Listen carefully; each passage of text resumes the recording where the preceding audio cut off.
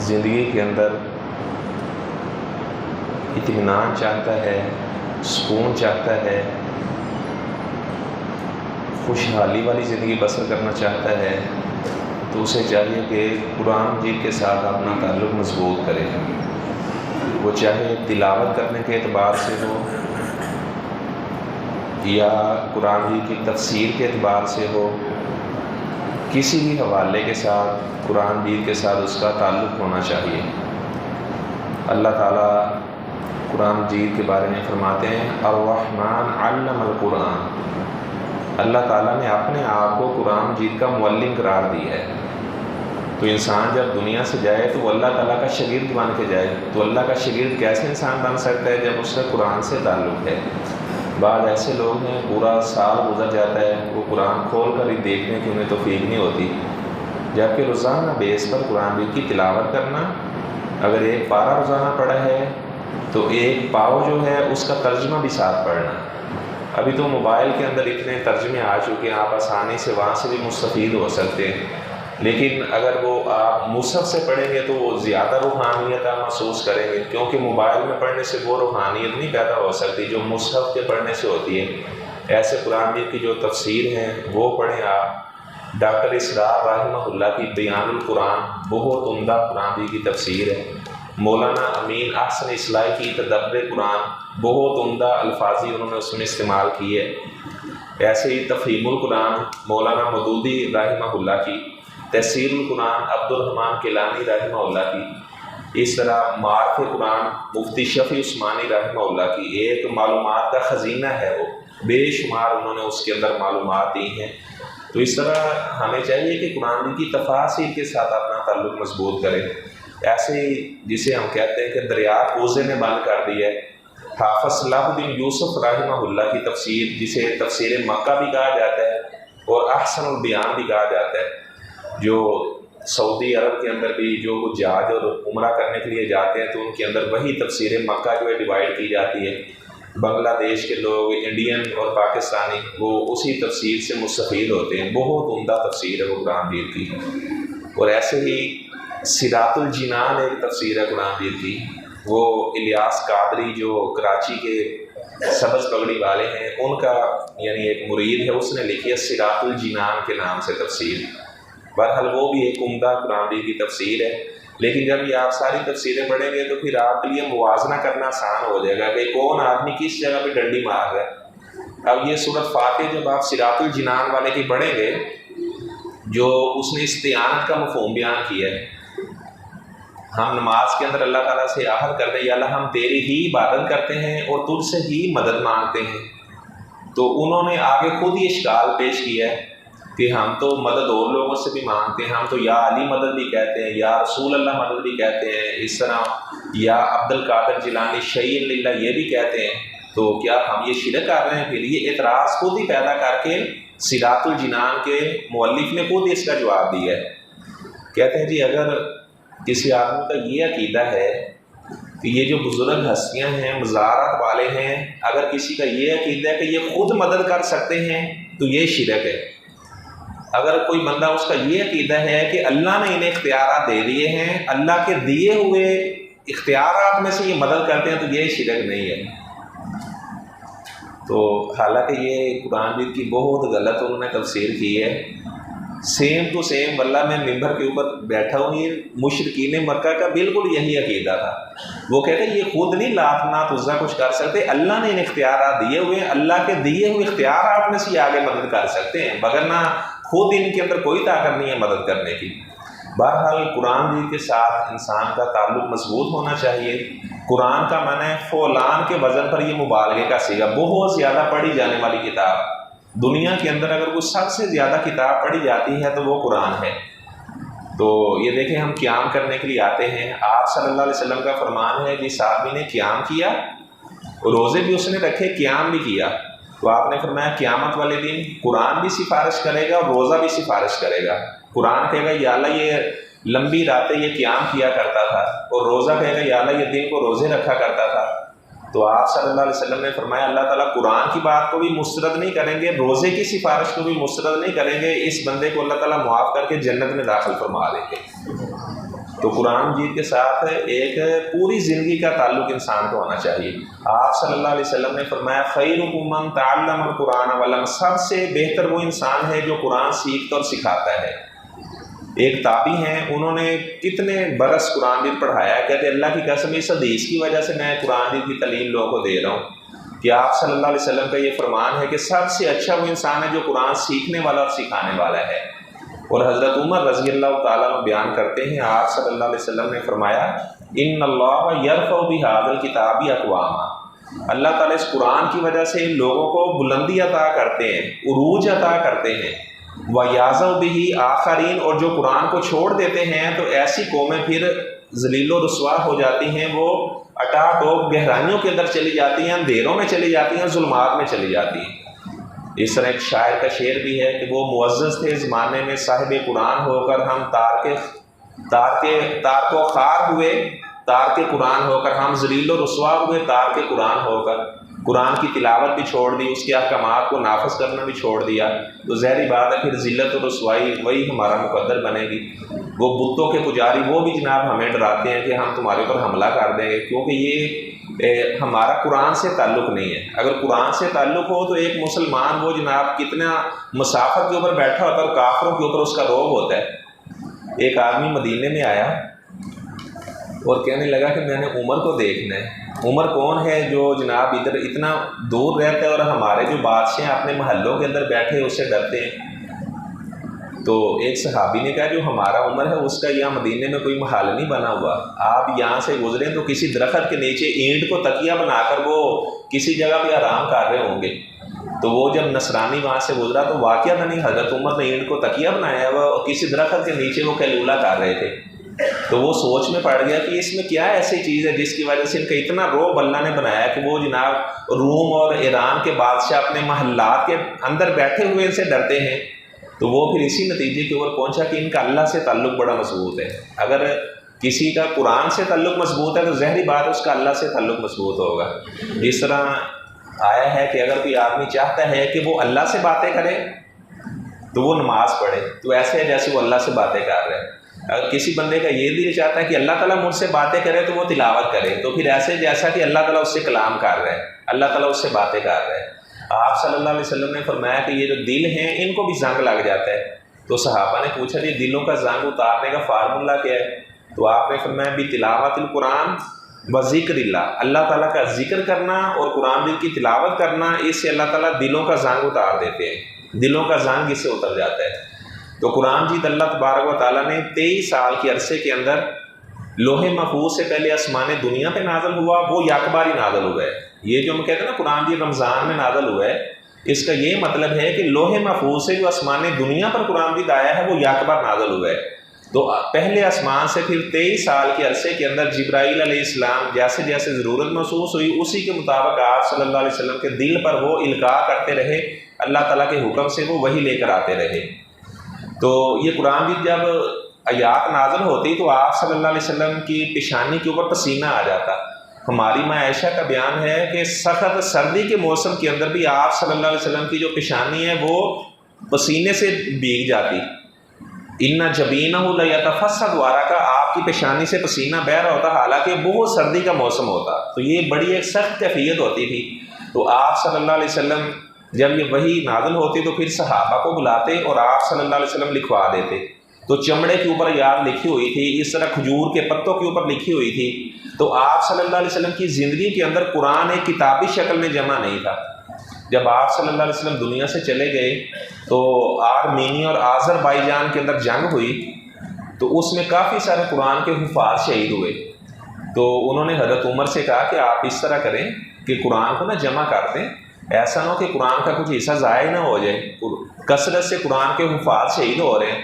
تو حضرت عمر رضی اللہ تعالیٰ عنہ نے حضرت ابو بکر سے مشورہ کیا، تو وہ کہنے لگے کہ جس کام کو آپ صلی اللہ علیہ وسلم نے نہیں کیا تو میں بھی وہ کام نہیں کر سکتا۔ تو حضرت عمر کہتے ہیں میں بار بار حضرت ابو بکر سے کہتا رہا، تو خیر اللہ تعالیٰ نے شارح اللہ صدر ابی بکر، ابو بکر کا سینہ کھول دیا کہ ٹھیک ہے ہمیں قرآن جمع کرنا چاہیے۔ انہوں نے کہا پھر قرآن کون جمع کرے گا؟ انہوں نے کہا کہ زید بن ثابت جو صحابی ہے نا اس کی ہم ذمہ داری لگاتے ہیں۔ آپ صلی اللہ علیہ وسلم کا حضرت زید بن ثابت کے بارے میں ارشاد ہے آپ نے فرمایا کہ میری امت کے اندر سب سے زیادہ جو بندہ وراثت کا علم جاننے والا ہے وہ زید بن ثابت ہے، اور آپ نے فرمایا کہ سب سے زیادہ حلال حرام کو جو جاننے والا ہے وہ میرا صحابی معاذ بن جبل ہے۔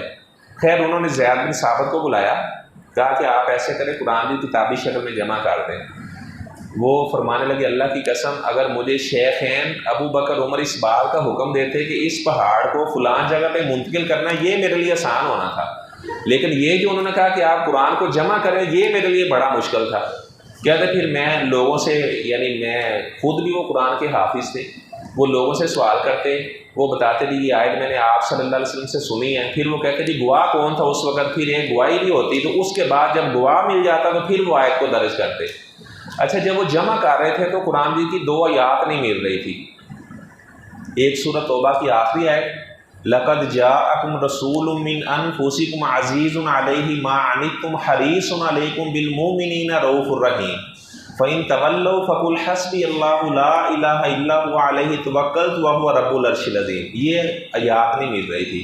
اور سورہ احزاب کی یہ والی آیت بھی نہیں مل رہی تھی، مِنَ الْمُؤْمِنِينَ رِجَالٌ صَدَقُوا مَا عَاهَدُوا اللَّهَ عَلَيْهِ فَمِنْهُم مَّن قَضَىٰ نَحْبَهُ وَمِنْهُم مَّن يَنتَظِرُ وَمَا بَدَّلُوا تَبْدِيلًا۔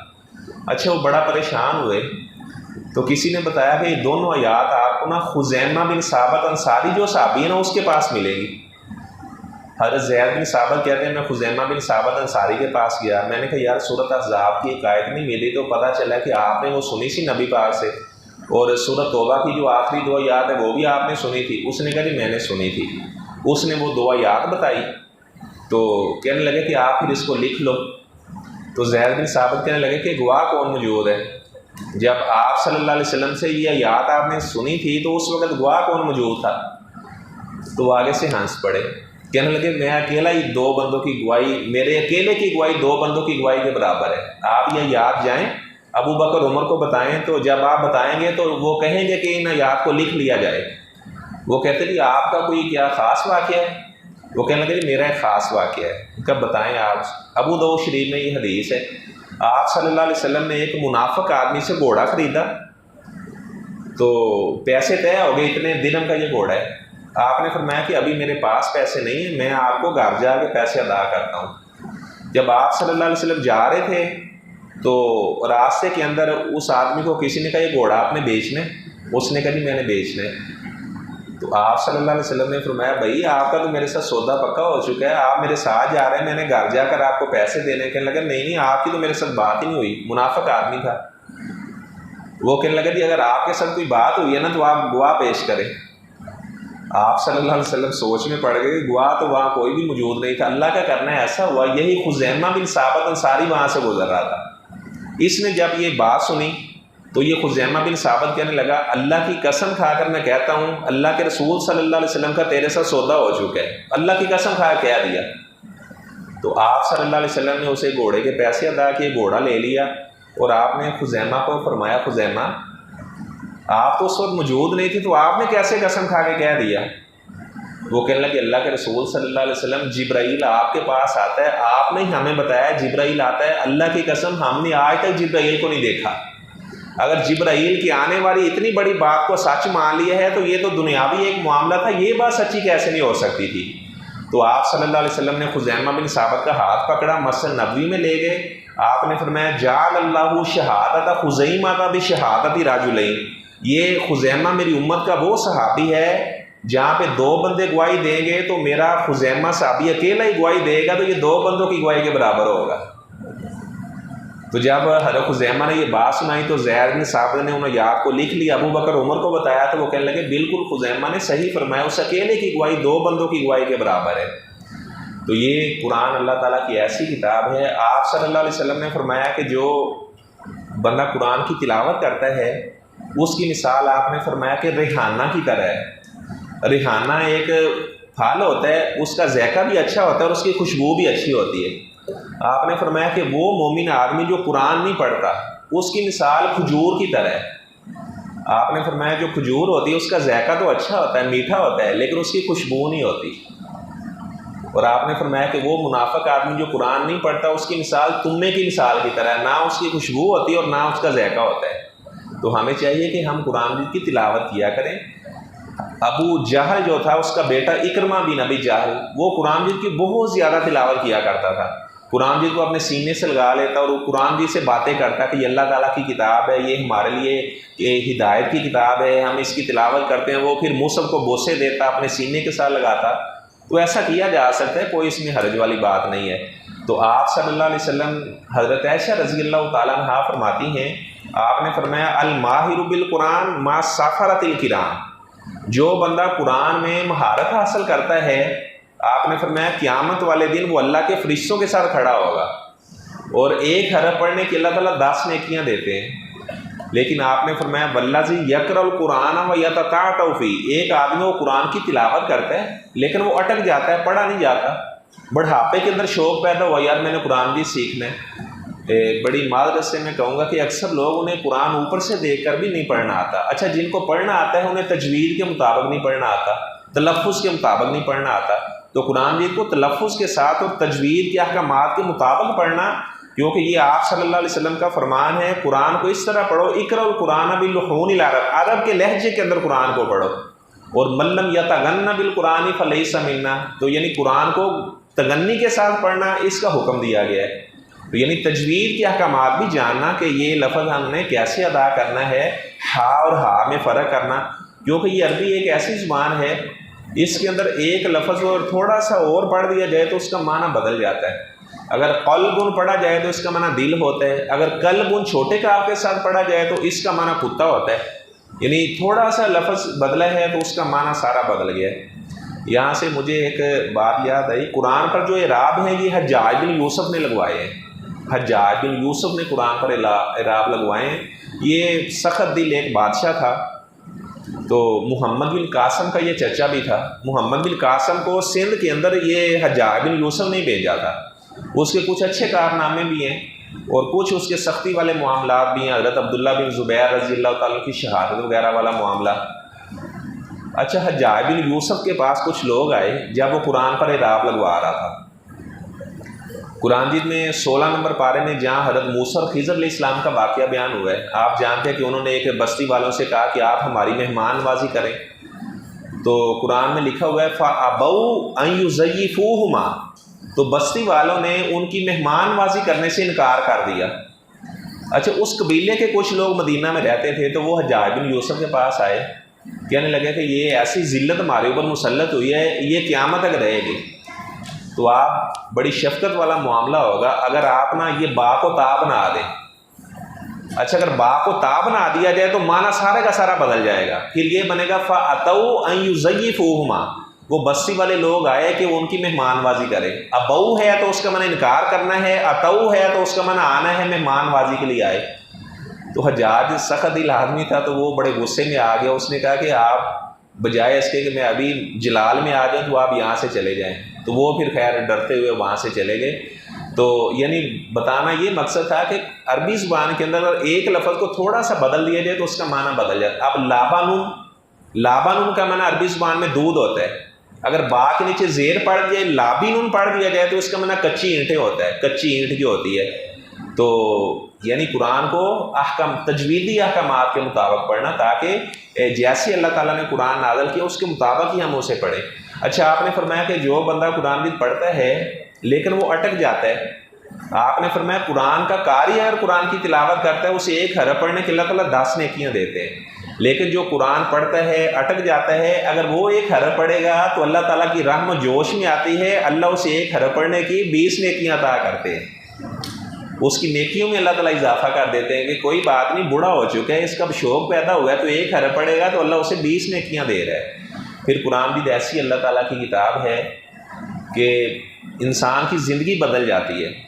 ایک امام بخاری کے استاد ہیں فضیل بن ایاز رحمہ اللہ، یہ پہلے چوریاں کیا کرتے تھے، چوری کرنے کے لیے کسی کی دیوار کے اوپر چڑھ رہے تھے تو ایک آدمی اپنے گھر میں وہ تہجد پڑھ رہا تھا اور اونچی آواز سے قرآن کی تلاوت کر رہا تھا، الم یعنی للذین آمنوا ان تخشع قلوبہم لذکر اللہ، کیا ابھی وہ وقت نہیں آیا کہ ایمان والوں کے دل اللہ کے ذکر سے ڈر جائیں؟ یہ سیڑھیاں چڑھ رہا تھا تو یہ کہنے لگا کہ وہ وقت آ چکا ہے کہ میرا دل اللہ کے ذکر سے ڈر چکا ہے۔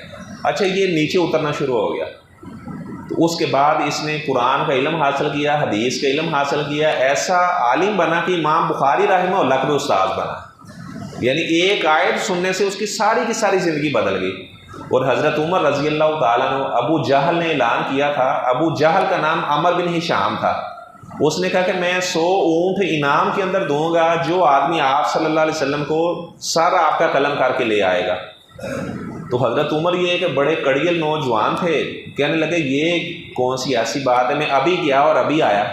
اپنی تلوار پکڑی انہوں نے اور بڑے غصے کے ساتھ آپ صلی اللہ علیہ وسلم کے گھر کی طرف جا رہے تھے، تو حضرت حمزہ رضی اللہ تعالیٰ عنہ مسلمان ہو چکے تھے، جو سید الشہداء ہے، دار ارقم میں وہ آپ صلی اللہ علیہ وسلم کا پہرا دینے کے لیے باہر بیٹھے ہوئے تھے۔ لوگ بھاگے گئے، حضرت حمزہ کو بتایا کہ عمر آ رہا ہے آپ صلی اللہ علیہ وسلم کو شہید کرنے کے لیے۔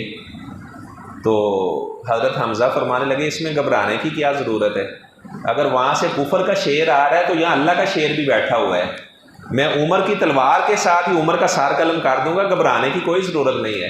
اور آپ صلی اللہ علیہ وسلم نے بھی فرمایا کہ کوئی بات نہیں، اگر عمر آ رہا ہے تو آنے دو۔ میں نے بھی رات کو اللہ تعالیٰ سے دعا کی یا اللہ عمر بن خطاب ہی عطا فرما دے۔ اچھا وہ حضرت عمر جا رہے ہیں تو راستے میں خباب بن رت صحابی نے پوچھا سردار عمر بڑے غصے میں جا رہے ہو، خیر ہے؟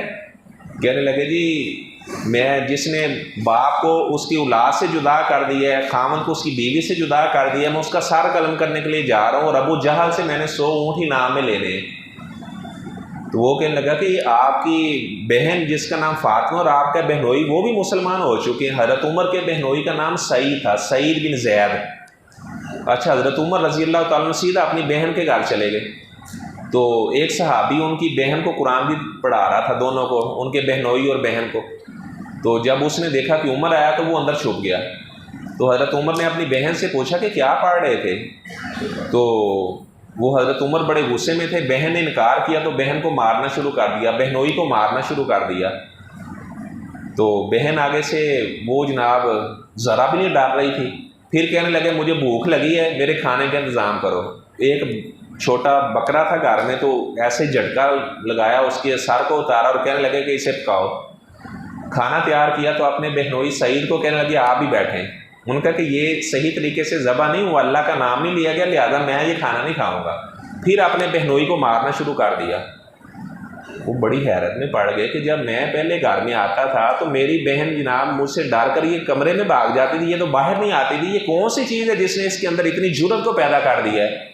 تو حضرت عمر کی بہن کہنے لگی عمر جو اسلام کا رنگ ہمارے اوپر چڑھ چکا ہے، جس ماں کا دودھ آپ نے پیا ہے اسی ماں کا دودھ میں نے پیا ہے، جو اسلام کا قرآن کا رنگ ہمارے اوپر چڑھ چکا ہے، تیری دھمکیاں وہ رنگ نہیں اتار سکتی۔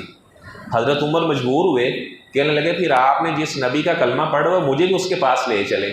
تو بہن کہنے لگی کہ ایسے نہیں، جب کسی کی عدالت میں پیش مجرم کو کیا جاتا ہے تو قیدی بنا کر پیش کیا جاتا ہے، میں آپ کے ہاتھ باندھ کر آپ صلی اللہ علیہ وسلم کے پاس لے کر جاؤں گی۔ تو حضرت عمر کے ہاتھ باندھ کر ان کی بہن فاطمہ آپ صلی اللہ علیہ وسلم کے پاس لے کر گئی۔ تو آپ نے فرمایا عمر ابھی وہ وقت نہیں آیا کہ آپ مسلمان ہو جائیں۔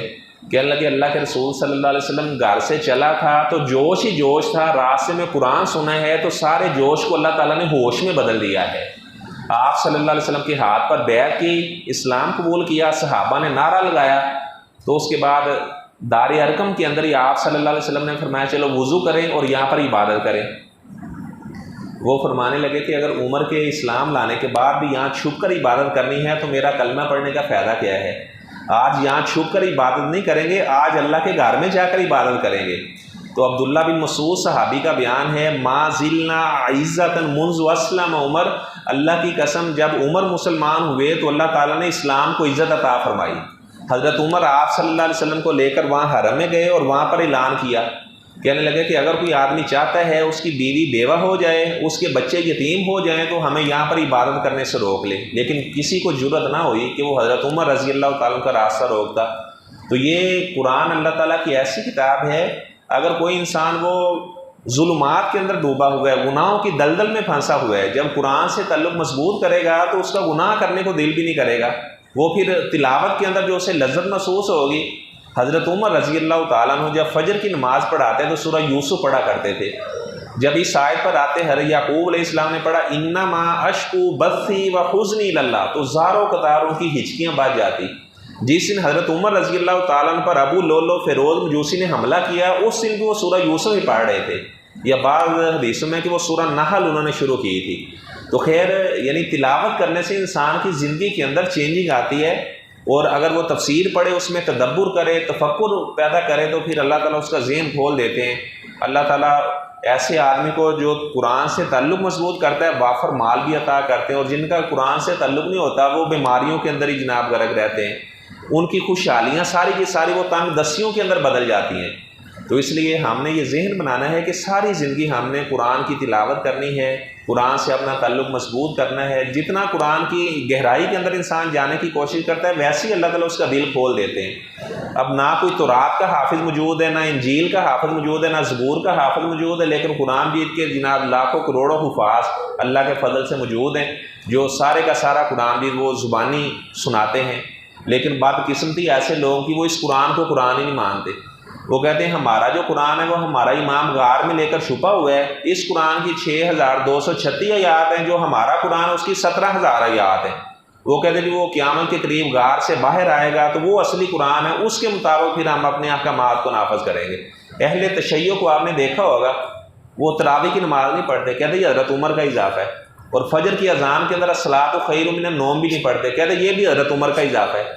جبکہ 3 رات آپ صلی اللہ علیہ وسلم نے خود تراویح کی نماز پڑھائی ہے۔ جو کام آپ صلی اللہ علیہ وسلم نے کیا اسے بدعت نہیں کہا جا سکتا۔ ایسے ہی صحابی کا بیان ہے، صحیح ابن خزیمہ کی روایت ہے، جب آپ صلی اللہ علیہ وسلم نے اذان سکھائی تو فرمایا کہ فجر کی اذان کے اندر آپ نے الصلاۃ خیر من النوم پڑھنا ہے، لیکن یہ الصلاۃ خیر من النوم کے اندر جو جواب دیا جاتا ہے صدقت و بررت، یہ ثابت نہیں ہے، لیکن الصلاۃ خیر من النوم جب سنیں گے تو جواب کے اندر الصلاۃ خیر من النوم ہی پڑھیں گے۔ اللہ تبارک و تعالیٰ سے میں دعا کرتا ہوں۔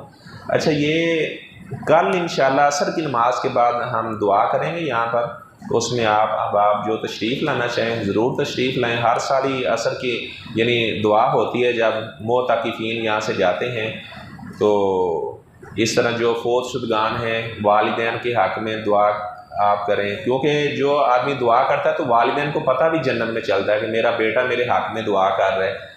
تو ظاہری بات اگر اچھے عمل کریں گے ہمارے ماں باپ خوش ہوتے ہیں، اگر ہم ایسے عمال کریں گے کبھی اپنے ماں باپ کو دعا میں یاد ہی نہیں کیا تو یہ بھی انہیں پتہ ہوتا ہے، وہ پھر حیران بھی ہوتے ہیں کہ کیسا ہمارا بیٹا ہے جو جناب ہم ساری زندگی اس کے لیے لگے رہے اور اس نے کبھی ہمیں اپنی دعاؤں میں یاد ہی نہیں کیا۔ تو اللہ تبارک و تعالیٰ سے میں دعا کرتا ہوں جتنی باتیں میں نے بیان کی ہیں اللہ تعالیٰ ہمیں خود بھی اپنے بچوں کو بھی قرآن کی جانب لگانے کی توفیق عطا فرمائیں۔ وآخر دعوانا ان الحمد للہ رب العالمین۔